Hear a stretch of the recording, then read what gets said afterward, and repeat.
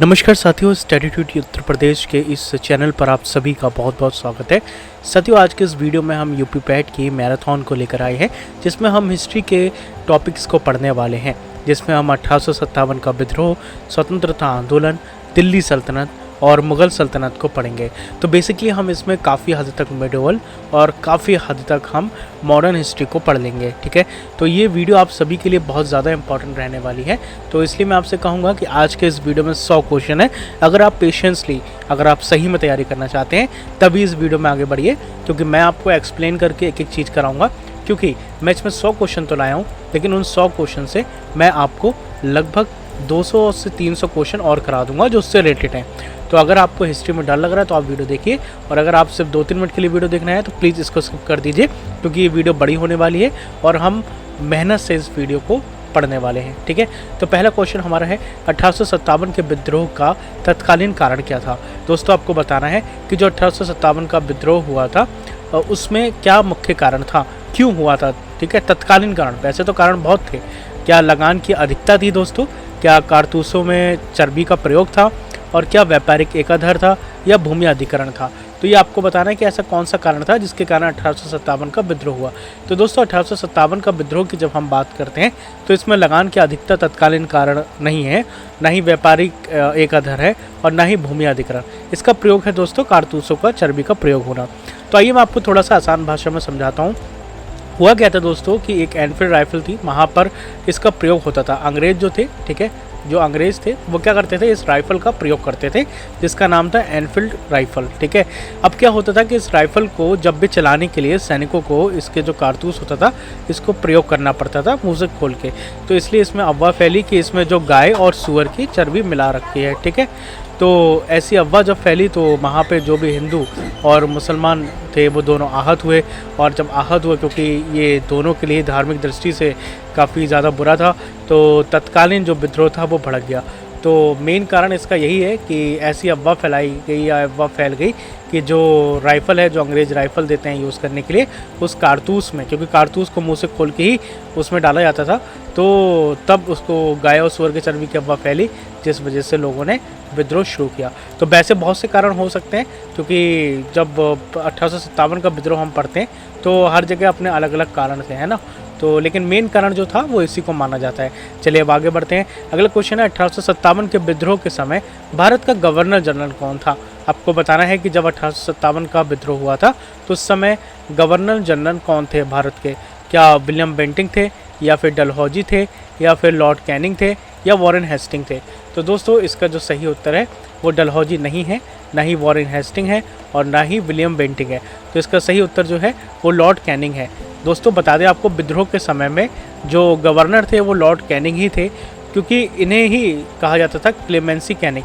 तो कई बार आपको अगर क्वेश्चन में लॉर्ड कैनिंग नाम मिले और क्लेमेंसी कैनिंग मिल जाए, हो सकता है ना यूपिटर प्लेसी यहाँ पर ये ऑप्शन दे आपको, या कोई और भी ऑप्शन दे सकती है। ऐसा तो है नहीं कि यही ऑप्शन आएगा, ये तो हमने अपने समझ से बनाए हैं। तो वहाँ पे आपको लॉर्ड कैनिंग ना देके आपको क्लेमेंसी कैनिंग दे दे, तो आप वहाँ पे टिक करने में थोड़ा सा हिचकिचाओ। तो इसलिए इस चीज़ को ध्यान रखना। तो इसका जो सही उत्तर है वो लॉर्ड कैनिंग है। दोस्तों, चैनल को सब्सक्राइब कर लीजिएगा, हम इसी तरीके से आपके लिए और भी कंटेंट लाते रहेंगे। सच में मेहनत कर रहे हैं, और जब मेहनत करते हैं तो जैसे कि आपको लगता है ना, अगर आप कोई काम करते हैं तो आपको लगता है कि भाई उस मेहनत का फल मिलना चाहिए, तो हमारे लिए भी इस मेहनत का फल आपका एक सब्सक्राइब है। ठीक है, अगर आप सब्सक्राइब करोगे तो सच में जो हम इतना मेहनत कर रहे हैं हमें उसके लिए अच्छा लगेगा। ठीक है, तो प्लीज़ इसको सब्सक्राइब कर लीजिए चैनल को, और कोई डाउट हो तो कमेंट करिएगा। अगला क्वेश्चन है 1857 के विद्रोह का केंद्र कहाँ था। तो आपको बताना है कि विद्रोह का केंद्र कहाँ था। क्या दिल्ली था, पुणे था, कोलकाता था, या फिर मद्रास था। तो दोस्तों, इसको जो विद्रोह का कारण था वो दिल्ली था। दिल्ली क्यों था उसका कारण मैं आपको बता रहा हूँ। देखो, कोई भी स्वतंत्रता संग्राम रहा, ठीक है, चाहे वो विद्रोह हुआ, तो हमेशा से ही कोई ना कोई लीडर रहा। तो हुआ क्या था कि जो, वैसे तो देखो हर कोई अपना अलग अलग लड़ रहा था। अवध में अलग बेगम हजरत महल थी, ठीक है, झांसी में हम जानते हैं हमारी महारानी झांसी की रानी थी, है ना, लक्ष्मीबाई, वो थी। ऐसे ही हर जगह पर अलग अलग लोग विद्रोह कर रहे थे, ठीक है, बट फिर भी उन्होंने अपना एक को नेता माना, और जो नेता थे जिनको माना वो थे बहादुर शाह जफ़र। ठीक है, आपने बहादुर शाह जफ़र का नाम सुना होगा। बहादुर शाह जफ़र यही मुग़ल वंश के अंतिम शासक थे। ठीक है, ये वही बहादुर शाह जफ़र है। तो इन सब ने अपना अपना क्या मान रखा था, इनको नेता मान रखा था। और जो बहादुर शाह जफ़र थे ये दिल्ली में थे, ठीक है, ये अंतिम मुग़ल बादशाह कहते हैं। तो जो विद्रोह का केंद्र था, क्योंकि ये दिल्ली में थे तो दिल्ली में इसको केंद्र माना गया था। और दूसरा ये था कि उन्हें लग रहा था कि अगर हम दिल्ली पर फतह कर लेंगे तो दिल्ली हमेशा से ही भारत के लिए एक प्रमुख स्थान रहा है, चाहे वो मुग़ल सल्तनत रही हो, चाहे वो दिल्ली सल्तनत रही हो, तो दिल्ली का अपना अहम योगदान रहा है। तो शायद जो भी लोग थे वो चाहते थे कि हम दिल्ली को इसका केंद्र बनाएं। तो शुरुआत तो इसकी दोस्तों मेरठ से हुई, जैसा कि मैंने आपको बताया है, लेकिन जो विद्रोह का केंद्र था वो कौन सा था, दिल्ली था, ठीक है। चलो अब आगे बढ़ते हैं और हमारा ये थोड़ा एक्सप्लेनेशन देख लेते हैं। जैसे कि मैंने आपको बताया था कि बहादुर शाह जफ़र को विद्रोहियों ने सम्राट बनाया था और दिल्ली विद्रोह का प्रमुख केंद्र बनी थी। दोस्तों बहादुर शाह जफ़र कोई यंग नहीं थे, काफ़ी बूढ़े थे, लेकिन इनको भी अपना कोई एक नेता चाहिए था, तो इन्होंने अपना सम्राट इनको घोषित किया। तो अंग्रेज़ों ने बाद में दिल्ली पर कब्जा भी कर लिया था।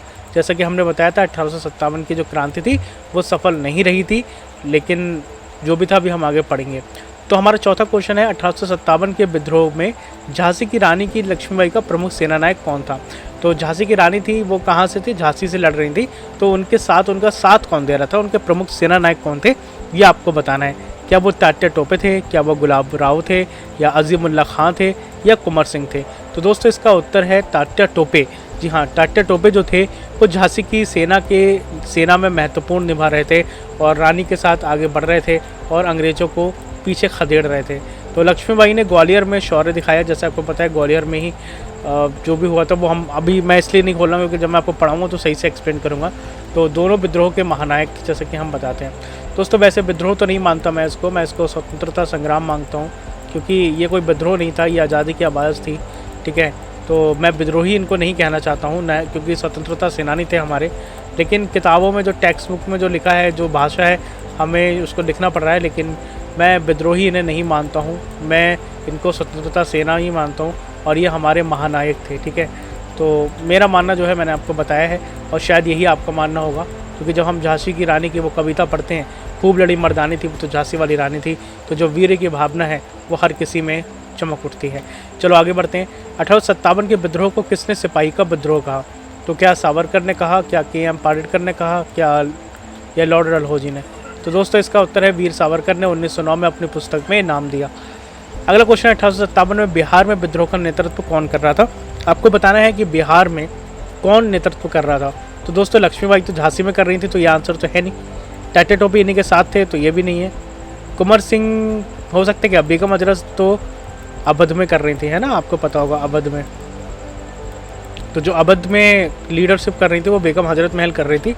तो दोस्तों इसका आंसर कुंवर सिंह होगा। तो 80 वर्ष के कुंवर सिंह थे और ये बिहार में विद्रोह कर रहे थे आरा से, और इन्हें वीर कुंवर सिंह भी कहा गया है। दोस्तों 80 वर्ष की उम्र के बाद भी इन्होंने ऐसे लड़ा अंग्रेज़ों से जैसे कि कोई यंग लड़ता है, और इसी के कारण इन्हें बूढ़ी उम्र में भी अद्भुत शौर्य दिखाया और इन्होंने काफ़ी लोगों को प्रेरित किया। तो इसलिए इन्हें वीर कुंवर सिंह कहा जाता है। कुंवर सिंह के साथ इनके साथ वीर भी लगाया जाता है। हमारा आज का 7वां क्वेश्चन है, 1857 के विद्रोह में अवध में विद्रोह का नेतृत्व किसने किया। तो दोस्तों आपको बताना है कि अवध की बात जब हम करते हैं तो दोस्तों यहाँ पे हम लखनऊ की बात कर रहे हैं, ठीक है। बहुत से लोगों को कन्फ्यूज़न हो जाता है कि अवध की बात कर रहे हैं तो इसका क्या मतलब है। तो हम अवध की बात करते हैं तो लखनऊ की बात करते हैं, क्योंकि बहुत से ऐसे महान लोग होंगे जिन्हें पता ही नहीं हुआ कि अवध की बात हम कहाँ की कर रहे हैं। तो ठीक है, ये लखनऊ है। तो लखनऊ का हमने बताया था, अवध का जो नेतृत्व था वो बेगम हजरत महल कर रही थी, जैसा कि हमने बताया, ठीक है। तो ये इंपॉर्टेंट है, इसको याद रखिएगा। और यहाँ पे हमने एक्सप्लेन भी किया है कि बेगम हजरत महल ने लखनऊ में विद्रोह का नेतृत्व किया। उन्होंने अंग्रेज़ों के खिलाफ मोर्चा खोला, ठीक है, और अवध की जनता ने भी उनका इसमें साथ दिया। क्यों बेगम हजरत महल इसमें पार्टिसिपेट कर रही थी, उसके पीछे एक कहानी है। वो जब हम आंदोलन को सही से पढ़ेंगे, ठीक है, या यूपी का इतिहास पढ़ेंगे, तब हम आपको सही से एक्सप्लेन करेंगे। मैं कोशिश करूँगा कि मैं आपके लिए ऐसे वीडियोज़ ला पाऊँ। फ़िलहाल तो अभी हमें इसको कंटिन्यू करना चाहिए, क्योंकि अभी सच में इतना समय नहीं है कि हम इसको लेके बैठे हैं ना। 1857 के विद्रोह में सबसे पहले गोली चलाने वाला सैनिक कौन था। दोस्तों आपको मैं बता दूं, जैसा कि हमने पढ़ा था, अभी हमने इसको पढ़ा था कि इसको एक सैनिक विद्रोह भी कहा गया है, ठीक है। सैनिक विद्रोह क्यों कहा गया है दोस्तों, मैं थोड़ा सा आपको बता देता हूँ। देखो, एक तो आपने देखा कि जैसे भारत छोड़ो आंदोलन थे, ठीक है, या जो और भी हुए आंदोलन, ठीक है, हमने आज़ादी के पहले हमने पढ़ा। तो 1857 में और इसमें अंतर क्या था दोस्तों? जब आपने देखा था कि जब गांधी जी ने नमक कानून को तोड़ा था, ठीक है, तब उनके साथ कितने ज़्यादा लोग गए थे। उसमें सिर्फ कोई नेता राजा महाराजाएं नहीं बल्कि जनता भी उसमें अपना अहम भूमिका निभा रही थी, ठीक है। चाहे वो सरदार वल्लभ भाई पटेल हो, चाहे वो सुभाष चंद्र बोस हो, है ना। सुभाष चंद्र बोस के साथ ज़रूर सैनिक उन्होंने इकट्ठे किए थे वहाँ पे जाके जापान में, और अपनी भारतीय सेना के लिए एक बनाया तो उन्होंने कि चाहते थे कि भारत में हम आज़ाद करा लें सेना के थ्रू। तो जब उन्होंने आह्वान किया तो भारत के कई सारे युवा भी उसमें जुड़े, है ना, सिर्फ सैनिक नहीं थे। ऐसे ही जब गांधी जी ने अपनी यात्राएं शुरू करी और जब नए नए आंदोलन करे तो उसमें जनता ने भी दोस्तों उनका साथ दिया, ठीक है।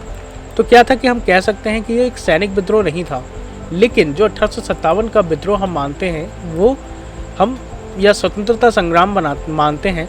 तो इस स्वतंत्रता संग्राम में बेसिकली हम इसे सैनिक विद्रोह इसलिए कह रहे हैं क्योंकि एक तो पहले बात हमने पढ़ा कि क्यों उसको शुरू हुआ था। हमने बताया था गाय और सूअर की चर्बी मिलाने की अफवाह थी और जो सैनिक थे उन्होंने विद्रोह शुरू कर दिया था।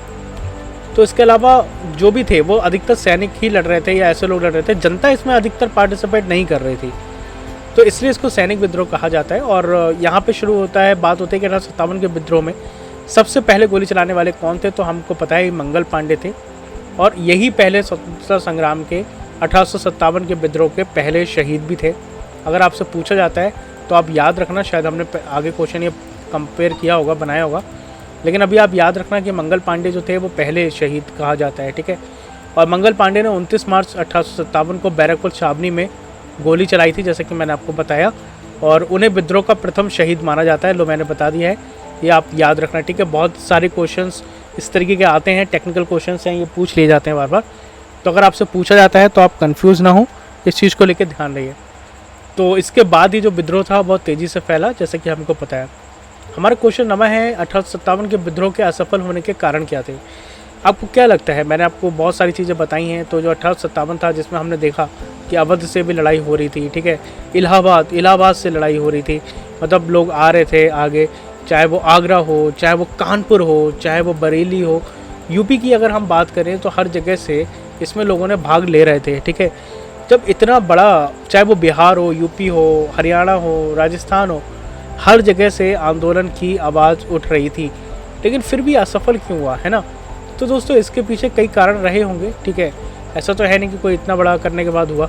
तो आपको क्या लगता है, एकता की कमी थी क्या, या फिर नेतृत्व की कमजोरी थी, या संसाधनों की कमी थी, या सारे? आपको लगता है ये तीनों पॉइंट आपके सही होने चाहिए? तो देख लीजिए हमारा एक्सप्लेनेशन क्या कहता है। तो देखिए दोस्तों, ये क्यों, इसका आंसर है उपरोक्त में से सभी। क्यों, मैं उसको आपको आसान भाषा में समझाता हूँ। देखो, एकता की कमी थी। अब आप बोलोगे कि यार सब हर लोग तो हर जगह से लड़ाई लड़ रहे थे, तो एकता की कैसे कमी थी? बिल्कुल आपने सही बोला। चाहे वो अवध हो, ठीक है, चाहे वो लखनऊ हो, लखनऊ को ही अवध कहते हैं, सॉरी, चाहे वो कानपुर हो, ठीक है, मैं एक एग्जांपल ले रहा हूँ, चाहे वो मेरठ हो, ठीक है, और चाहे कानपुर हो गया, ठीक है, चलो हम यहाँ पे बरेली मान लेते हैं, चाहे वो बरेली से भी बहुत ज़्यादा आंदोलन हुआ था, ठीक है, चाहे इलाहाबाद हम मान लेते हैं, ठीक है, इलाहाबाद हम मान लेते हैं।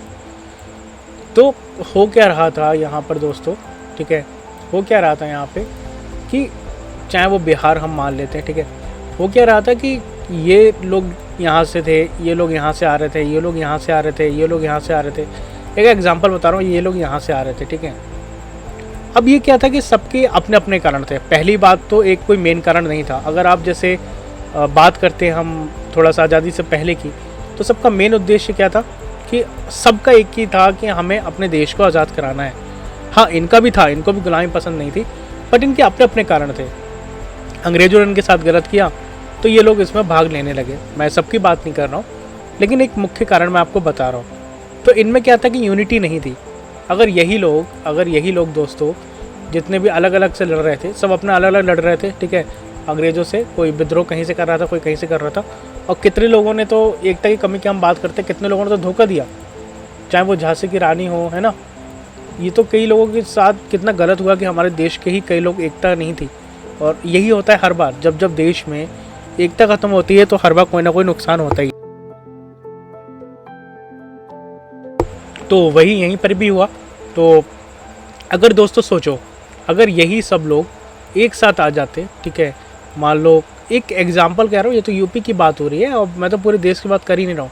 अगर यही लोग सब लोग आके एक जगह इकट्ठे होते और फिर इस चीज़ को रणनीति के साथ करते, एकता के साथ, तो देश क्यों नहीं उस समय आज़ाद होता?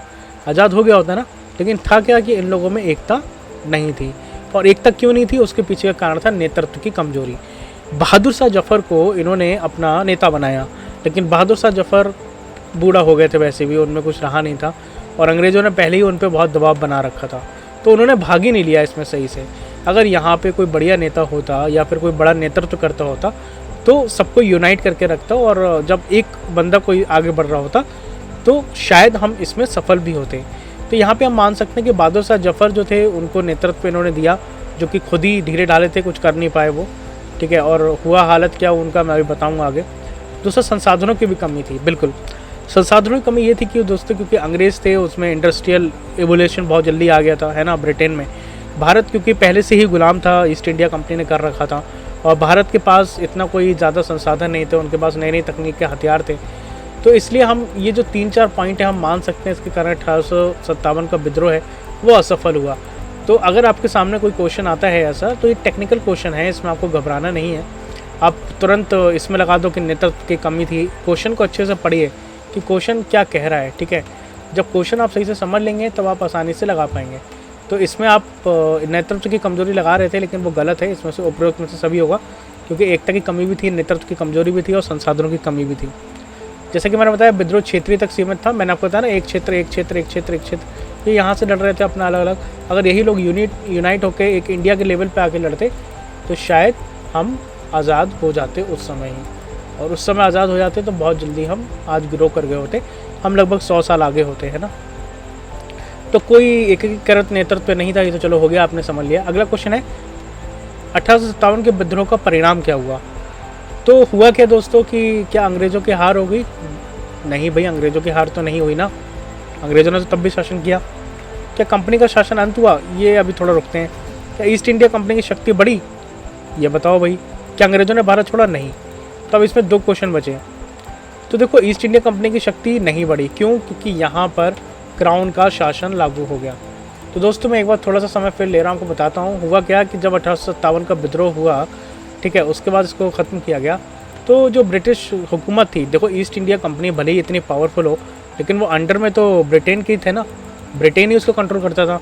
तो ब्रिटेन ने देखा कि इनकी कुछ नीतियाँ भी थीं और ये सही से कंट्रोल नहीं कर पा रहे, तो ब्रिटेन ने क्या किया, इनकी पावर को लेके अपने आप ट्रांसफ़र कर लिया। और यहाँ पे जो क्राउन है, क्राउन का मतलब समझ रहे हैं, जो महारानी है, जो राजा है या जो भी है, उसके अंडर में इंडिया आ गया, ठीक है। और ईस्ट इंडिया कंपनी को यहाँ से ख़त्म कर दिया गया और भारत को अब इस क्राउन के अंडर में ला दिया गया, ठीक है। तो अब बेसिकली क्या था कि यहाँ से ब्रिटेन का सरकार का अधिकार कह लो, या फिर जो राजा का या जो महारानी का अधिकार था वो हो गया था, और ईस्ट इंडिया कंपनी की शक्ति को ख़त्म कर दिया गया था यहाँ से। और यहाँ पर कंपनी शासन का अंत हुआ, ठीक है, कंपनी शासन का बिल्कुल अंत हो गया। और अब जो भी था वो सीधे के सीधे महारानी के अंडर में आ गया। तो 1858 में कंपनी से शासन का समाप्त हुआ और भारत सीधे ब्रिटिश क्राउन के अधीन आ गया, ठीक है। और हाँ, सबसे मेन कारण क्या हुआ था कि गवर्नर जनरल की जगह वायसराय की उपाधि दी गई। दोस्तों पहले गवर्नर जनरल होता था, जैसा कि हमने जाना था कि लॉर्ड कैनिंग जो था वो उस समय गवर्नर जनरल था, जो कि ईस्ट इंडिया कंपनी का था। तो अभी यहाँ पे क्या था कि यहाँ पर वायसराय की इन्होंने नियुक्ति कर दी, और जो वायसराय था अब उसके कंट्रोल आ गया था, मतलब यहाँ से गवर्नर जनरल हट गया था। तो ये क्वेश्चन यहाँ से है। दिल्ली सल्तनत की स्थापना किसने की थी, आपको बताना है। क्या कुतुबुद्दीन ऐबक ने करी थी, क्या इल्तुतमिश ने करी थी, बलबन ने करी थी, या अलाउद्दीन खिलजी ने की थी? तो दोस्तों कुतुबुद्दीन ऐबक ने दिल्ली सल्तनत की यहाँ पर इसने बसाया था, स्थापना करी थी। और कुतुबुद्दीन ऐबक ने 1506 ईस्वी में दिल्ली सल्तनत की नींव रखी थी। एक बार सन याद रखिएगा, और ये भी याद रखिएगा किसने रखी थी। और कुतुबुद्दीन ऐबक को ही लाख बख्श कहा जाता था, इस चीज़ को आप याद रखना, ठीक है। आगे बढ़ते हैं। अगला क्वेश्चन है, इल्तुतमिश कौन सी उपाधि मिली थी? इल्तुतमिश को कौन सी उपाधि मिली थी, आपको बताना है। क्या वो गाजी की उपाधि थी, क्या सल्तनत का वास्तविक संस्थापक उसे कहा जाता था, या खिलजी वंश का संस्थापक कहा जाता था, या शेर हिंद कहा जाता था? तो दोस्तों सल्तनत का वास्तविक संस्थापक उसको कहा जाता था। क्यों कहा जाता था, मैं उसका कारण आपको बताता हूँ। क्योंकि जो इल्तुतमिश था ना, इसने प्रशासनिक ढांचे को मजबूत किया। देखो, एक प्रॉपर तरीके से इसने प्रशासन बनाया, जिसमें सब कुछ कर हो गया, चाहे प्रशासन हो गया, चाहे वो पुलिस का कंट्रोल हो गया, ठीक है, चाहे सेना का कंट्रोल हो गया, या फिर जो कर होता था उसका इसने प्रशासनिक पूरा ढांचा इल्तुतमिश ने सही से बनाया। तो इससे ही, अब वो अच्छा था बुरा था वो एक अलग विषय है, लेकिन इसने सारी चीज़ें व्यवस्थित करने की कोशिश करी, तो इसलिए ही इसको वास्तविक शासक कहा जाता है सल्तनत का, क्योंकि बाकी राजा तो जो भी उनके मन में आता था वो करते थे, ठीक है। और चिलगानी 40 उमरावी स्थापना इसने करी थी। खिलजी वंश का संस्थापक कौन था, ये तो भाई बहुत सरल है, आप लगा दोगे जलालुद्दीन फिरोज खिलजी, मुझे लगता है हर इतिहास वाले को पता होगा। तो 1290 में जलालुद्दीन फिरोज खिलजी ने खिलजी वंश की स्थापना करी, ठीक है। आगे बढ़ते हैं, और अलाउद्दीन खिलजी उसका उत्तराधिकारी था। दोस्तों आपने खिलजी वंश पढ़ा होगा तो अलाउद्दीन खिलजी को सबसे ज़्यादा पढ़ा होगा, है ना। तो जो अलाउद्दीन खिलजी है वो इसी वंश से था, खिलजी वंश से, और जलालुद्दीन से ज़्यादा अलाउद्दीन खिलजी ने ही अपना इस खिलजी वंश का ज़्यादा इसने विकास किया था, बढ़ाया था, ठीक है। अलाउद्दीन खिलजी ने किस प्रसिद्ध बाजार नियंत्रण को प्रणाली को शुरू किया। तो दोस्तों अलाउद्दीन खिलजी ने क्या किया, मैं आपको इसके पीछे कहानी बताता हूँ। ये जो अलाउद्दीन खिलजी था ये बहुत ज़्यादा युद्ध करता था, ठीक है।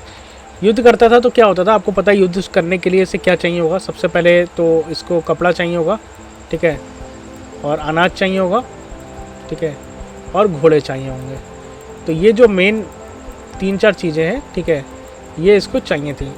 अब इसने क्या किया कि दोस्तों भारत हो गया चाहे आसपास हो गया, बहुत सारे जो राजा महाराजा थे वो अपना अलग अलग प्राइस रखते थे, ठीक है। बट हुआ क्या कि इसने जब देखा कि प्राइस में काफ़ी ज़्यादा कंट्रोल है और इसमें बहुत ज़्यादा इसको वेरिएशन मिलने लगा, तो इसने क्या किया, एक प्राइस कंट्रोल करके नीति अपनाई, जिससे इन तीनों का इसने प्राइस फिक्स कर दिया, चाहे वो कपड़ा हो गया, चाहे अनाज हो गया, चाहे घोड़ा हो गया। तो जब इसने ये फिक्स कर दिया, इसने सभी व्यापारियों को बोला कि भाई तुम इससे ज़्यादा नहीं बेच सकते, चाहे कोई भी हो, चाहे तुम कहीं के भी हो, कुछ भी हो, तुम इस प्राइस से तुम ज़्यादा नहीं बेच सकते, ठीक है। एक प्राइस सेट कर दिया कि इसी प्राइस में तुम करोगे, तो इसी को ही प्राइस कंट्रोल नीति कहते हैं, और ये अलाउद्दीन खिलजी ने ही शुरू करी थी, ठीक है, जिसे हम बाजार नियंत्रण या प्राइस कंट्रोल कहते हैं। और जैसे कि मैंने बताया, कपड़ा हो गया, अनाज हो गया, घोड़ा हो गया, ये इसने इसके दाम सबके तय कर दिए, और इस नीति से सेना को सस्ते दाम पर वस्तुएं मिलने लगी, जैसे कि मैंने आपको बताया था। अगला क्वेश्चन है, मोहम्मद बिन तुगलक ने किसके लिए प्रसिद्ध है। जो मोहम्मद बिन तुगलक है वो किसके लिए प्रसिद्ध है, क्या वो लोहे के सिक्के के लिए है, तानसेन का संरक्षण, लाहौर का विजय, या तुर्क इलवरी। तो दोस्तों मोहम्मद बिन तुगलक ने लोहे के सिक्के जारी किए थे, और ये काफ़ी, इसके अलावा इसने तांबे और पीतल के टोकन भी सिक्के चलाए, और इस योजना की असफलता के कारण राज्य को भारी नुकसान हुआ, और ये इसका फैसला बहुत बुरी तरीके से पिट गया, ठीक है।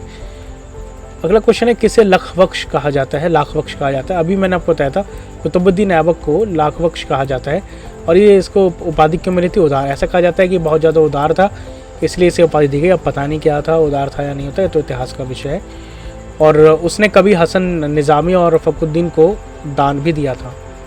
अगला क्वेश्चन है, सुल्तान बलबन ने किस नीति को अपनाया था। क्या उसने रक्त और लोहे की नीति अपनाई और मूल्य नियंत्रण किया। मूल्य नियंत्रण तो नहीं किया, अभी हम पढ़ के आए, अलाउद्दीन खिलजी ने किया। धर्म सहिष्णु नीति नहीं, ये तो अकबर की हम पढ़ते हैं अधिकतर। तो इसका हाँ, रक्त और लोहे की नीति इसने अपनाई। क्या है ये, बलबन एक कठोर शासन प्रणाली था। ऐसा माना जाता है कि जो बलबन था उसका जो शासन था वो काफ़ी कठोर था, है ना। प्रशासन को लेके काफ़ी ज़्यादा अत्याचार भी उसने किए, तो इसलिए उसे रक्त और लोहे की नीति कहा जाता है, ठीक है। और समानता और सरदारों को दबाने का इसने शासन सुदृढ़ किया, जैसे कि मैंने आपको बताया।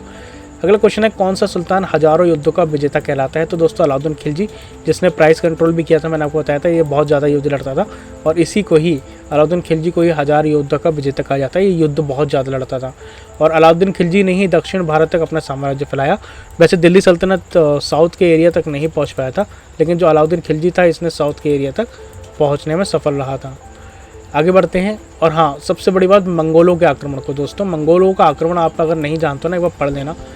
वैसे तो भारत पे किसी ने नहीं छोड़ा, भारत ने भी बहुत, इन्होंने भी अत्याचार किए, चाहे वो बाहर के विदेशी आक्रमण थे। लेकिन दोस्तों अगर मंगोलों का आक्रमण हो जाता ना, तो शायद हमारी जनसंख्या में बहुत ज़्यादा परिवर्तन आता, क्योंकि मंगोल जहाँ भी आते थे वहाँ की लगभग आधी या 25% आबादी को ख़त्म कर देते थे, और बुरी तरीके से वहाँ की संस्कृति को नष्ट करते थे।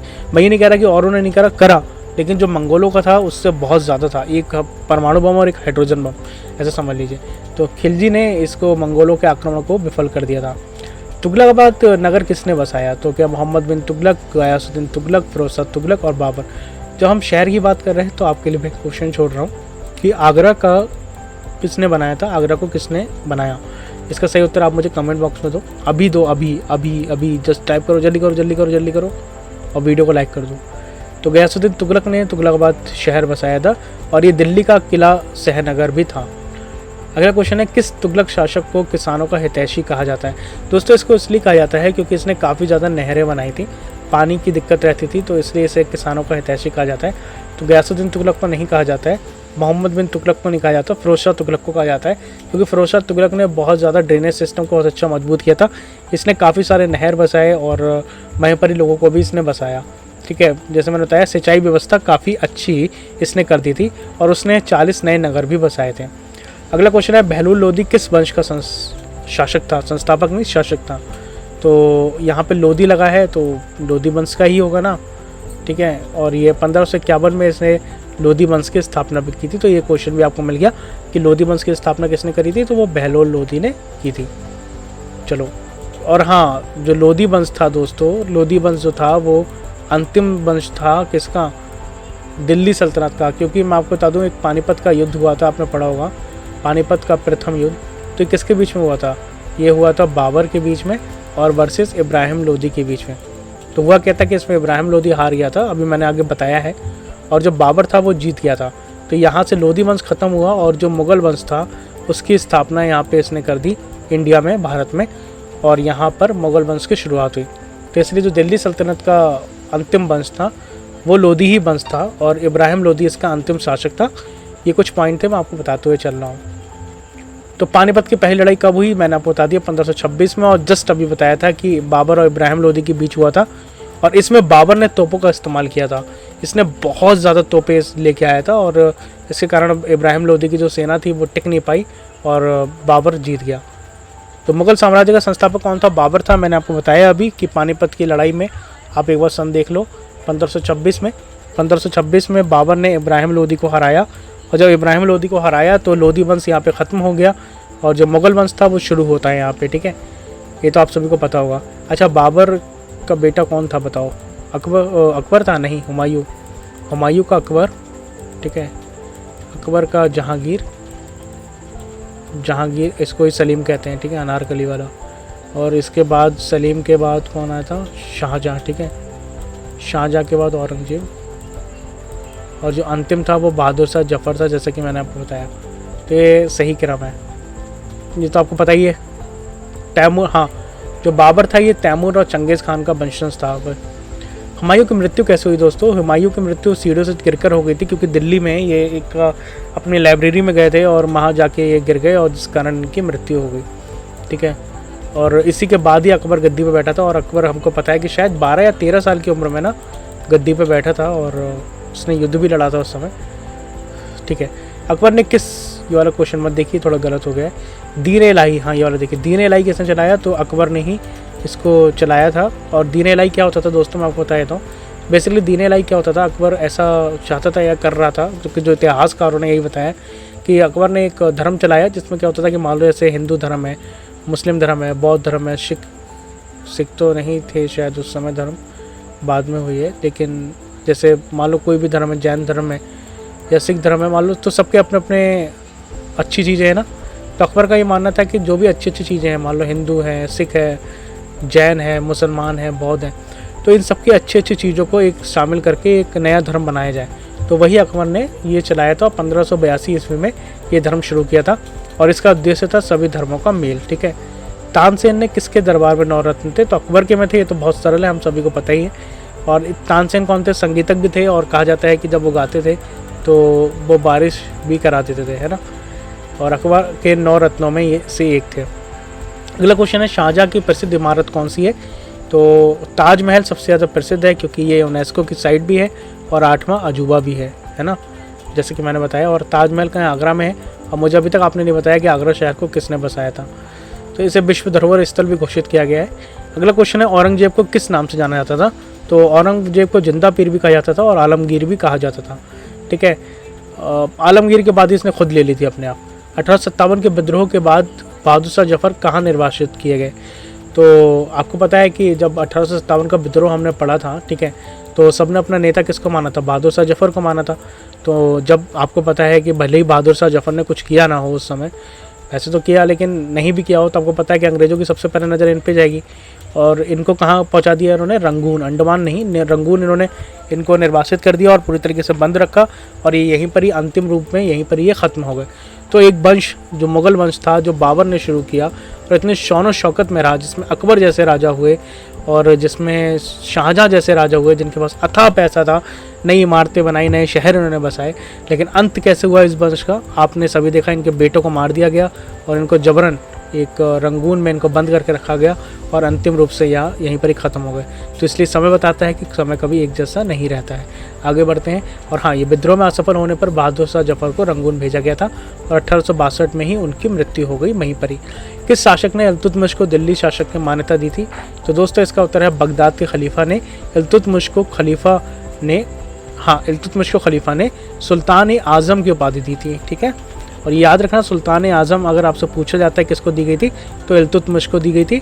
और किसने दी थी? तो खलीफा ने दी थी। ठीक है, और कहाँ के? बगदाद के खलीफा ने। अगला क्वेश्चन है, अलाउद्दीन खिलजी ने किस मंडी व्यवस्था की लागू किया था? तो आपके पास ये क्वेश्चन है कि अलाउद्दीन खिलजी ने मंडी व्यवस्था किस उद्देश्य से लागू करी थी? तो सेना की मजबूती करना चाहते थे क्या, या किसानों की सहायता, या व्यापारियों को लाभ, या दरबार की शोभा? तो दोस्तों सेना की मजबूती के लिए आपको पता है कि अलाउद्दीन खिलजी को बहुत ज़्यादा युद्ध में पार्टिसिपेट करना होता था और ये साम्राज्यवादी था, ये अपने साम्राज्य को बढ़ाना चाहता था। इसी के लिए इसने प्राइस कंट्रोल की नीति अपनाई थी, जैसा कि हमने बताया था, जिसमें वो घोड़े और अनाज पर ये पूरी तरीके से कंट्रोल कर लेता था। अगला क्वेश्चन है, मोहम्मद बिन तुगलक ने राजधानी दिल्ली से दौलताबाद क्यों स्थानांतरित करी थी? तो जो मोहम्मद बिन तुगलक था, इसने अपनी राजधानी क्या करा दोस्तों, पहले दिल्ली थी और ये दिल्ली से दौलताबाद ले गया। पता है क्यों ले गया? क्योंकि इसे ना साउथ पे कब्जा करना था। ठीक है, और ये ना दक्षिण पर नियंत्रण हेतु ये चाहता था कि मैं साउथ को जीत लूँ, और इस चक्कर में इसने अपनी जो राजधानी थी वो दिल्ली से दौलताबाद रह गई और ये बुरी तरीके से इसमें असफल रहा। मैं आपको बताऊंगा आगे। तो इसने सोचा कि भारत के बीचों बीच राजधानी होगी तो उत्तर और दक्षिण दोनों पर शासन किया जा सकता है। इसने दिमाग तो चलाया लेकिन सही से नहीं चलाया। इसने सोचा कि मैं, ये दिल्ली है और ये मान लो साउथ है, तो मुझे यहाँ से आने में बहुत टाइम लगता है, तो मैं क्या करूँगा, यहाँ अपनी राजधानी बना लूँगा, तो यहाँ से भी कंट्रोल कर पाऊँगा, यहाँ से भी कंट्रोल कर पाऊँगा। सोच तो सही थी लेकिन ये सही से एग्जीक्यूट नहीं कर पाया और बुरी तरीके से ये हारा। चलो आगे बढ़ते हैं। और हमारा अगला क्वेश्चन है, किस सुल्तान को लख बख्श की? ये तो हमने पढ़ी लिया अभी, कुतुबुद्दीन ऐबक को। बलबन की शासन पद्धति और सिद्धांत पर आधारित थी। तो दैवी अधिकार सिद्धांत। बलबन ने अपने को जिल्ले इलाही कहा। इसने कहा मैं ईश्वर की छाया हूँ, और कहा मैं शाही शानी शौकत पर जोर दिया। ठीक है, ये याद करने वाली चीज़ है, इसमें समझाने वाली कोई चीज़ आई नहीं।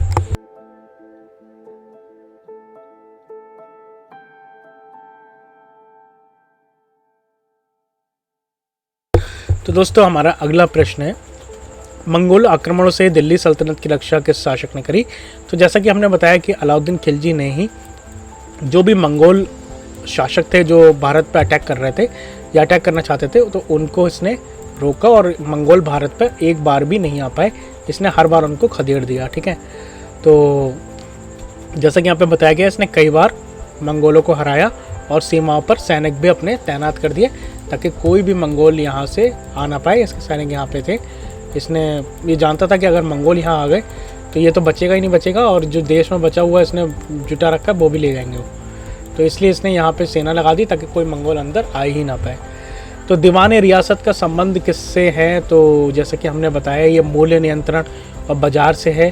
तो अलाउद्दीन खिलजी को ही इसने शुरू किया था। तो देखो, जो मैंने आपको प्राइस कंट्रोल वाली नीति आप बताई थी, तो वो नीति का नाम क्या है? उसका नाम था मूल्य नियंत्रण एवं बाजार व्यवस्था। ठीक है, और ये कैसे कहा जाता था? दीवान ए रियासत। तो अगर आपसे क्वेश्चन आता है कि दीवान ए रियासत क्या है, तो आप बता दोगे प्राइस कंट्रोल मूल्य नियंत्रण है। अगर आपसे पूछा जाता है दीवान ए रियासत किसने लागू किया, तो आप बता दोगे कि अलाउद्दीन खिलजी ने लागू किया। किस सल्तनत से है, तो आप बता दोगे दिल्ली सल्तनत से ही है। ठीक है, किस शासक ने एकता प्रथा को व्यवस्थित किया? तो इल्तुतमिश ने एकता व्यवस्था को प्रशासनिक और सैन्य दृष्टि से व्यवस्थित किया। अगला क्वेश्चन है, गयासुद्दीन तुगलक की मृत्यु किस कारण हुई थी? तो दोस्तों मंडप में गिरने के कारण इनकी मृत्यु हो गई थी, और ये बंगाल से लौटते समय मंडप में गिर गए, जिस कारण इनकी मृत्यु हो गई थी। अगला क्वेश्चन है, 1000 दिनार योजना किसने लागू की थी? क्या बलबन ने की थी, क्या इल्तुतमिश ने की थी, मोहम्मद बिन तुगलक ने की थी, या अलाउद्दीन खिलजी ने की थी?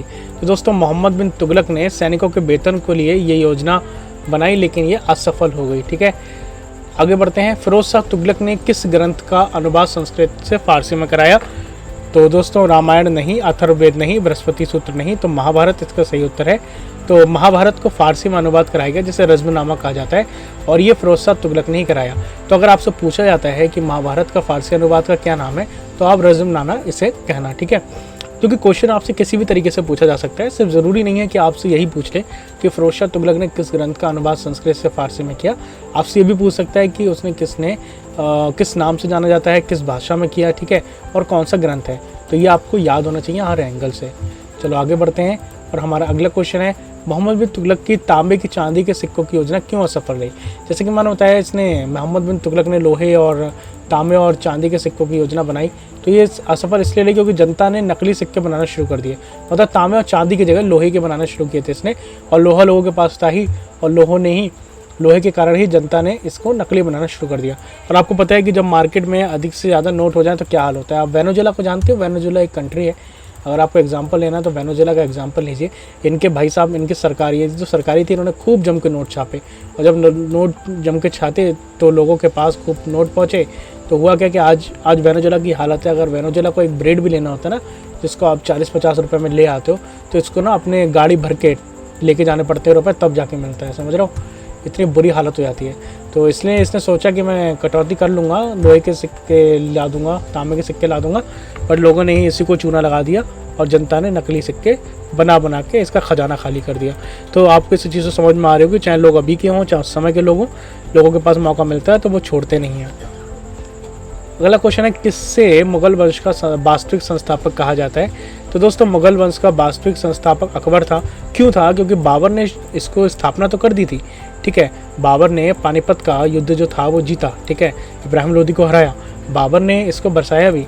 लेकिन दोस्तों बाबर के बाद हुमायूं भी इतना अच्छा नहीं कर पाया, लेकिन जो काम अकबर ने किया, अगर दोस्तों अकबर नहीं होता तो मुगल वंश इतना नहीं चल पाता जहाँ तक हम कह पा रहे हैं, क्योंकि बाबर ने बिल्कुल इसको बसाया, हुमायूं ने इसको संभाला, लेकिन इसको जो फैलाया वो अकबर ने ही फैलाया, ठीक है। तो अकबर ने, क्योंकि अकबर को सिर्फ मजबूत प्रशासन के लिए नहीं बल्कि धार्मिक सहिष्णुता और विस्तारवादी नीति भी इसने अपनाई, और इसलिए इसे मुगल वंश का वास्तविक संस्थापक कहा जाता है।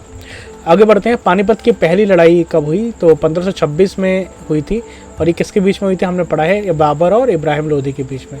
अकबर ने दीन इलाही कब शुरू किया? जैसे कि हमने बताया था, दीन इलाही क्या था? सारे धर्मों की जो अच्छी अच्छी चीज़ें हैं वो शामिल करके एक धर्म बनाना। तो ये 1582 में अकबर ने बनाया था, जैसे कि मैंने आपको बताया। अगला क्वेश्चन है, अकबर के 9 रत्नों में कौन इतिहासकार थे?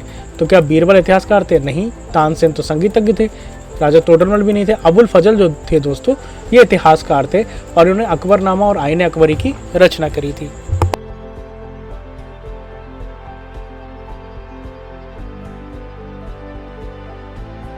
दोस्तों तो अगर आपसे पूछा जाता है कि अकबरनामा किसने लिखा, आईने अकबरी किसकी रचना है, तो आप ध्यान रखना अबुल फजल की है, ठीक है। तो इसलिए मैं आपको कह रहा हूँ कि एक क्वेश्चन तो है, बट एक क्वेश्चन से मैं आपको 2 से 3 क्वेश्चन और करा रहा हूँ, ताकि कोई भी क्वेश्चन आता है तो आप उससे भूल ना जाओ। तो अबुल फजल जो थे वो इतिहासकार थे, जैसे कि मैंने बताया, और अकबरनामा और आईने अकबरी ये कई एग्जाम में पूछा गया है कि आईने अकबरी के रचयिता कौन है, तो इसका उत्तर है अबुल फजल, ठीक है। आगे बढ़ते हैं, शेरशाह सूरी का वास्तविक नाम कौन सा था दोस्तों? तो फरीद खान था, और शेरशाह सूरी को बहादुरी के कारण इन्होंने ये उपाधि दी गई थी, क्योंकि शेरशाह सूरी कभी कोई युद्ध नहीं हारे थे, तो इसलिए इनको, और यही थे जिन्होंने हुमायूं को भगा दिया था इंडिया से। पता है आपको, हुमायूं को बुरी तरीके से हराया था और हुमायूं को भागना पड़ा यहाँ से, और ये हुमायूं तभी वापस आ पाया जब शेरशाह सूरी की मृत्यु हो गई। अगर शेरशाह सूरी रहते तो शायद आज मुगल वंश होता भी नहीं इंडिया में। बाकी तो ये इतिहास का मुद्दा है, मैं इस पर टिप्पणी नहीं करना चाहूँगा क्या होता क्या नहीं होता। शेरशाह सूरी ने किस सड़क को निर्माया था? तो ग्रैंड ट्रंक रोड का निर्माण, जिसे हम GT रोड कहते हैं, इसका एक कांधार तक जाती है, और इसका निर्माण जो था वो शेरशाह सूरी ने ही कराया था। पेशावर तक सड़क, सॉरी ये शेरशाह सूरी ने पेशावर तक किया है, ठीक है। तोपखाना की व्यवस्था किस मुगल शासक ने? तो मैंने बताया था बाबर जो था ये तोप लेके चलता था, और इसने पानीपत की लड़ाई में इब्राहिम लोदी को तोपों के द्वारा ही हराया था। तो अगर तोपों का कहीं नाम आ जाए तो बाबर वहाँ आप लगा सकते हो। ऐसे तो और भी हो सकते हैं, लेकिन जब कुछ समझ में ना आए तब के लिए बता रहा हूँ। अगला क्वेश्चन है, अकबर की धार्मिक नीति को किस नाम से जाना जाता है? तो दीन इलाही नहीं, ये सुलह कुल है दोस्तों, क्योंकि इसका अर्थ है सबके साथ मेलजोल और सहिष्णुता। तो दीन इलाही तो धर्म है, लेकिन जो नीति है वो सुलह कुल है। अगला क्वेश्चन है, विजयनगर साम्राज्य की स्थापना कब हुई थी? तो दोस्तों 1336 में हुई थी, और इसे हरिहर और बुक्का ने संगम वंश के अंतर्गत बसाया था। तो दो भाई थे, हरि और बुक्का, और इन्होंने ही विजयनगर साम्राज्य की स्थापना करी थी और ये काफ़ी समृद्धशाली साम्राज्य था। अलाउद्दीन खिलजी ने बाजार नियंत्रित करने हेतु किस अधिकारी को नियुक्त की? तो प्राइस कंट्रोल से रिलेटेड एक और क्वेश्चन आ गया है। तो जो अलाउद्दीन खिलजी था, इसने जो नीति लागू करी, किस अधिकारी को नियुक्त किया? क्योंकि दोस्तों जब भी कोई नीति बनती है तो उसको कंट्रोल करने के लिए कोई ना कोई अधिकारी तो आप लगाओगे ना। तो उस अधिकारी का नाम क्या था, ये आपको बताना है। क्या वो दीवाने रियासत था, क्या दीवाने मुस्तखराज था, या दीवाने इंशा था, या दीवाने आरिस था? तो दीवाने रियासत दोस्तों इसका सही उत्तर है। अलाउद्दीन खिलजी ने मूल्य नियंत्रण और खाद्यान्न व्यवस्था हेतु दीवाने रियासत की स्थापना की थी। ठीक है, अगला क्वेश्चन है 1556 की 1526 है ये। 1526 के पानीपत युद्ध में बाबर ने किसे हराया था? तो इब्राहिम लोदी को हराया था। ये बार बार क्वेश्चन आ रहा है, लेकिन जितनी बार आ रहा है आप इसको हर तरीके से पढ़ लीजिए, क्योंकि अलग अलग एंगल से ही आ रहा है, ताकि कुछ भी आए तो आप भूलें ना, क्योंकि जो इंपॉर्टेंट है ये। अगला क्वेश्चन है मोहम्मद बिन तुगलक ने किस कारण से पागल बादशाह कहा जाता था? तो दोस्तों मोहम्मद बिन तुगलक को पागल बादशाह भी कहा जाता था। क्यों? क्योंकि ये कुछ भी कर लेता था। ये से मतलब करना, अब वैसे तो इसके कोई तरीके मैं कहूँगा गलत नहीं थे मेरे अनुसार तो, क्योंकि इसने जो सिक्के बनाए, ठीक है, उसको उसने गलत तो कहा नहीं भाई। देखो सिक्के, इसने देखा कि सिक्के बनाने में बहुत ज़्यादा कॉस्ट आती है, उसने कॉस्ट घटाने का फैसला लिया।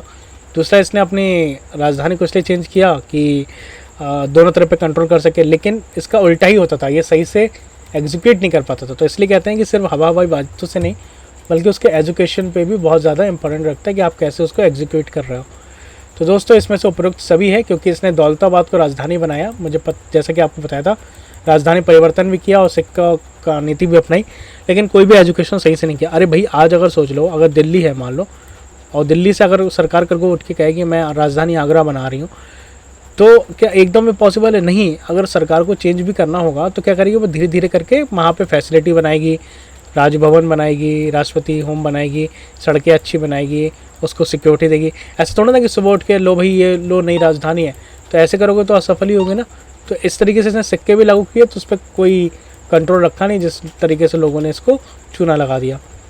तो जैसे कि बताया, उसने टोकन मुद्रा जारी करी, राजधानी परिवर्तन किया, दौलताबाद स्थानांतरण करी, और ये अव्यवहारिक योजनाएं लागू की थी इसने। अगला क्वेश्चन है 1857 की क्रांति में कानपुर का नेतृत्व किसने किया? दोस्तों तो बेगम हजरत महल ने अवध का किया था, रानी लक्ष्मीबाई ने झांसी का किया था, और तात्या टोपे ने भी झांसी का ही ये साथ दे रहे थे। तो जो नाना साहब पेशवा थे, उन्होंने कानपुर क्षेत्र में विद्रोह का नेतृत्व किया और अंग्रेजों को खुली चुनौती दी थी। ठीक है, अगला क्वेश्चन है इब्न बतूता किसके दरबार में आया था? अच्छा, एक था हुएनसांग। ठीक है, ये चीनी यात्री था, जिसको आपको पता होगा ये भारत आया था। तो ये किसके शासनकाल में आया था, ये आप मुझे बताओगे। तो जो इब्न बतूता है दोस्तों, ये मोहम्मद बिन तुगलक के समय आया था, और ये मोरक्को का था। ठीक है, और मोहम्मद बिन तुगलक के समय ही भारत आया था। अगला क्वेश्चन है अकबर ने किस नीति को अपनाकर साम्राज्य को मजबूत किया? तो सुलह कुल नीति, जो मैंने बताया था, जिसमें सभी धर्मों के प्रति अपना व्यवहार किया, जिसे सुलह कुल नीति कहा जाता है। अगला क्वेश्चन है गदर 1857 में झांसी की वीरांगना कौन थी? तो हम सभी को पता है, रानी लक्ष्मीबाई। ठीक है, अगला क्वेश्चन है दिल्ली सल्तनत का प्रथम सुल्तान कौन था? तो अभी जस्ट मैं ऊपर बता के आया हूँ, कुतुबुद्दीन ऐबक। हुमायूं नामा किसने लिखा? तो हुमायूं नामा लिखा था दोस्तों गुलबदन बेगम ने। ठीक है, गुलबदन बेगम ने हुमायूं नामा लिखा, और ये हुमायूं की जीवनी है, जैसा कि इसके नाम से पता चल रहा है। अगला क्वेश्चन है दिल्ली सल्तनत का सबसे शक्तिशाली शासक कौन सा था? तो आपको बताना है दिल्ली सल्तनत का सबसे शक्तिशाली शासक कौन माना जाता है? तो अलाउद्दीन खिलजी को दोस्तों, क्योंकि मैंने आपको बताया अलाउद्दीन खिलजी था जिसने मंगोलों का न सिर्फ आक्रमण रोका, बल्कि इसने साउथ इंडिया में भी जाके इसने अपना कंट्रोल लिया। बाकी ये प्रशासनिक और आर्थिक और सैन्य सुधार कर इसने अपने सल्तनत को मजबूत किया। तो जो दिल्ली सल्तनत था उसमें कई सारे वंश हैं, लेकिन जो खिलजी वंश में अलाउद्दीन खिलजी है, ये सबसे ज़्यादा शक्तिशाली शासक माना जाता है। अगला क्वेश्चन है शेरशाह सूरी ने कौन सा प्रसिद्ध मार्ग बनवाया? जैसे कि हमने बताया Grand Trunk Road Sher Shah Suri ने ही बसाया था। अगला क्वेश्चन है पानीपत का दूसरा युद्ध कहाँ हुआ था? दोस्तों अभी हमने 1526 में हमने पानीपत का प्रथम युद्ध पढ़ लिया ना। अभी जब दूसरा युद्ध है तो 1556 में हुआ था, और ये युद्ध अकबर और हेमचंद्र विक्रमादित्य, जिन्हें हम हेमू कहते हैं, उनके बीच में हुआ था। अगला क्वेश्चन है मीर बाकी ने किस शहर में बाबरी मस्जिद बनवाई? तो दोस्तों अयोध्या में, जैसे ही बाबरी मस्जिद कहा जाता है, और बाबर के आदेश से ही बनवाई थी। अगला क्वेश्चन है गदर के गदर नामक पुस्तक किसने लिखी? तो वी.डी. सावरकर ने लिखी थी। अगला क्वेश्चन है दिल्ली सल्तनत का वास्तविक संस्थापक कौन था? तो ये हम दोबारा कर चुके हैं, फिर मत करिए, इल्तुतमिश है, मैं पढ़ा चुका हूँ। 1857 के विद्रोह को दबाने के लिए अंग्रेजों ने किसको लखनऊ भेजा? तो लखनऊ में आपको पता है कि बेगम जो हजरत महल थी वो नेतृत्व संभाल रही थी, है ना। हाँ, लखनऊ की बात कर रहे हैं ना, अवध की बात कर रहे हैं, ठीक है। तो हुआ क्या था कि जो कॉलिन कैंपबेल था ये अवध गया, लखनऊ में विद्रोह को दबाने के लिए इसने भूमिका निभाई और ये सफल भी रहा था। अगला क्वेश्चन है, अकबर का प्रमुख सेनापति कौन थे? तो नहीं, तानसेन तो नहीं थे। तो मान सिंह जो थे, आपने पता है ना, मान सिंह का नाम सुना होगा, हल्दी घाटी का युद्ध भी आपको पता होगा। तो मान सिंह जो थे वो अकबर के प्रमुख सेनापति थे। मुगल दरबार का आधिकारिक इतिहासकार कौन था? तो अबुल फजल था। ये दोबारा क्वेश्चन आ गया, फिर मत करिए, मैंने आपको बताया था।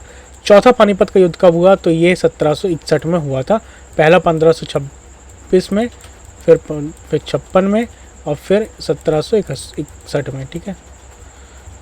फतेहपुर सीकरी का निर्माण किसने कराया? तो अकबर ने कराया था। आपने आगरा का भी नहीं बताया मुझे कि आगरा का निर्माण किसने कराया था, आप अभी तक नहीं कमेंट कर पाए हो, कमेंट करो। तो अकबर ने फतेहपुर सीकरी का निर्माण करवाया और बुलंद जो दरवाज़ा था वो भी निर्माण अकबर नहीं कराया था। और दोस्तों, बुलंद दरवाज़ा बनवाने की कोई ना एक वजह थी, ठीक है। क्या आपको पता है? नहीं पता तो मुझे बताइएगा, मैं बताऊँगा। बुलंद दरवाज़ा इसने ऐसे नहीं बनवाया था, कोई ना कोई कारण था। अब वो कारण आपको पता है तो बताइए। अगला क्वेश्चन है, 1857 में बिहार क्षेत्र में विद्रोह का नेतृत्व किसने किया? तो ये क्वेश्चन दोबारा आ गया है, तो कुंवर सिंह ने ही किया था। किस सुल्तान ने चौकसी प्रणाली लागू करी? तो बलबन जो था उसने चौकसी नीति करी। मैंने आपको बताया था इसका रक्त और लोहे का कहा जाता था शासन, क्यों कहा जाता था? ये थोड़ा ज़्यादा शासन को लेके ज़्यादा स्ट्रिक्ट रहता था और इसने गुप्तचर की व्यवस्था करी थी अपने प्रशासन में। इसने शहर हो गया, चाहे अपने जो अधिकारी होते थे उनके पीछे गुप्तचर लगा दिए ताकि ये पता कर सके कि क्या हो रहा है, और इसे ही चौकसी प्रणाली कहते हैं। अगला क्वेश्चन है, औरंगजेब ने अपने शासनकाल में किसे सबसे अधिक दबाया? तो सभी को, ठीक है। दीवान आरिस किस विभाग से संबंधित है? तो सैन्य विभाग से है, याद रखिएगा, दीवान आरिस। और दीवान रियासत मैंने किसके नाम से बताई थी, अभी जस्ट ऊपर पढ़ा के आया हूँ। तो दीवान रियासत क्या था वो आप मुझे बताना। अगला क्वेश्चन है, ये तो हो गया, ठीक है, आरिज सैन्य विभाग से संबंधित है। अगला क्वेश्चन है, 1857 की क्रांति का तत्कालीन गवर्नर जनरल कौन था? तो लॉर्ड कैनिंग था। ये भी दोबारा आ गया है। अगला क्वेश्चन है, अकबर के 9 रत्नों में सबसे प्रसिद्ध संगीतकार कौन थे? तो तानसेन थे, जैसा कि मैंने ऊपर बताया था। तानसेन प्रमुख संगीतकार थे। दिल्ली सल्तनत में जजिया कर सबसे पहले किसने लगाया? जजिया कर जब खत्म करने की बात होती है तो अकबर की बात आती है, लेकिन इसको लगाने की बात क्या वो किसने करी थी? तो इल्तुतमिश ने ही लगाया था। और जजिया कर क्या होता था, जो नॉन मुस्लिम होते थे तो अगर वो धार्मिक यात्रा पर जाना चाहते थे तो उन पर कर लगाया जाता था, ठीक है। लेकिन अकबर ने इसे खत्म कर दिया था और इल्तुतमिश ने लगाया था। तो आपसे पूछ ले कि जजिया कर किसने लगाया था? तो इल्तुतमिश ने लगाया था। अगला क्वेश्चन है, शाहजहां ने किस शहर को अपनी राजधानी बनाया? तो शाहजहां ने दिल्ली बनाया। दिल्ली क्यों बनाया? पहले दिल्ली नहीं थी, पहले आगरा थी, क्योंकि अकबर इसको राजधानी आगरा ले गया था, लेकिन शाहजहां ने दोबारा दिल्ली ही इसको अपनी राजधानी बनाया। अगला क्वेश्चन है, 1857 क्रांति का सबसे पहले शहीद कौन थे? तो मंगल पांडे थे, जैसा कि हम पढ़ चुके हैं। इल्तुतमिश ने सब किसे उत्तराधिकारी घोषित किया? तो दोस्तों रजिया सुल्तान, जो कि पहली महिला शासक कहा जाता है भारत की, तो ये रजिया सुल्तान ही थी और इन्हीं को ही उत्तराधिकारी इसने घोषित किया था। लेकिन इनके साथ भी बुरा हुआ था बहुत, वो कभी इतिहास पढ़ेंगे तो हम बताएंगे। अकबर ने किस युद्ध में राणा प्रताप को हराया था? तो हल्दी घाटी का युद्ध, जिसमें मैंने बताया था मानसिक का नाम लिया था ना, वो यही युद्ध है, ठीक है। 1576 में हुआ था हल्दी घाटी का युद्ध। अगर पूछे कि हल्दी घाटी का युद्ध कब हुआ था तो 1576 में। अगला क्वेश्चन है, दिल्ली सल्तनत का अंतिम शासक कौन था? तो दोस्तों इब्राहिम लोदी था, जैसे कि मैंने आपको बताया। और इब्राहिम लोदी था जो पानीपत के युद्ध में बाबर से हार गया था, क्योंकि बाबर बहुत सारी तोपें लेके आया था और ये इनकी सेना इसको संभाल नहीं पाई। उसने तोप मारी और इब्राहिम लोदी की सेना नहीं टिक पाई। इसके बाद इब्राहिम लोदी का जो वंश था वो ख़त्म हो गया और मुग़ल वंश यहाँ पर आ गया। अकबर नामा किसकी रचना है? तो अबुल फजल की है, ठीक है। और इन्होंने ये अकबर के जीवन पर है। 1857 की क्रांति में अवध का नेतृत्व किसने किया? तो बेगम हजरत महल ने। अगला क्वेश्चन है, गजनी का महमूद किसे कहते हैं? तो अच्छा, गजनी का महमूद कितनी बार भारत आया? तो इसका उत्तर है 17 बार। हमको पता है हमारे देश के महान जो राजा रहे पृथ्वीराज चौहान, इन्होंने हर समय दया दिखाई और गजनी ये बार बार आया और ये बार बार पृथ्वीराज चौहान से हारा, लेकिन बार बार ये वापस चला गया। तो क्योंकि इनको पृथ्वीराज इनको छोड़ देते थे और 17वीं बार 18वीं बार आके इन्होंने पृथ्वीराज चौहान पे जो अत्याचार किए वो आपको पता ही है। आगे बढ़ते हैं। लाल किले किसके शासनकाल में बना? तो हमको पता है शाहजहां ने लाल किला बनवाया था। किससे भारत का नेपोलियन कहते हैं? तो समुद्रगुप्त को कहते हैं। क्यों? क्योंकि समुद्रगुप्त जो थे वो कभी भी कोई युद्ध नहीं हारे और इसलिए इनको भारत का नेपोलियन कहा जाता है, ठीक है, उनकी विजय यात्राओं के कारण ही, ठीक है। तैमूर का आक्रमण भारत में कब हुआ? तो ये 1398 में हुआ था, ठीक है। दिल्ली पर आक्रमण किया था और ये लूट के चले गया था बहुत कुछ। ताजमहल का निर्माण किसने कराया? तो आपको पता ही है, शाहजहाँ ने कराया था, है ना, अपनी मुमताज़ की याद में। 1857 के विद्रोह का मुख्य परिणाम क्या था? तो इसका परिणाम था कंपनी का शासनांत। मैंने आपको बताया था क्राउन का शासन हो गया था और ईस्ट इंडिया कंपनी यहाँ से चली गई थी। तो दोस्तों ये हमारे जो आज के 100 क्वेश्चन थे, हमने कोशिश करी कि हिस्ट्री में आपको 100 क्वेश्चन इंपॉर्टेंट है जो करा सके, और उससे रिलेटेड 2 से 3 पॉइंट। तो लगभग मेरा मानना है कि 200-250 क्वेश्चन तो आपके हो ही गए होंगे आज। तो ये इस वीडियो को दोबारा देख लेना, हो सकता है एक बार आपको समझ में ना आए तो इस वीडियो को दोबारा देख लेना, रोक के देख लेना, अच्छे से देख लेना, क्योंकि इससे आपको बहुत सारे क्वेश्चन मिलेंगे। तो हमारे साथ ऐसे बने रहिए और चैनल को सब्सक्राइब कर लीजिए, क्योंकि हम लगातार ऐसा ही कंटेंट आपके लिए लाते रहेंगे। मिलते हैं अगली वीडियो में। जय हिंद, वंदे मातरम, और अपने दोस्तों के साथ ज़रूर शेयर करिए।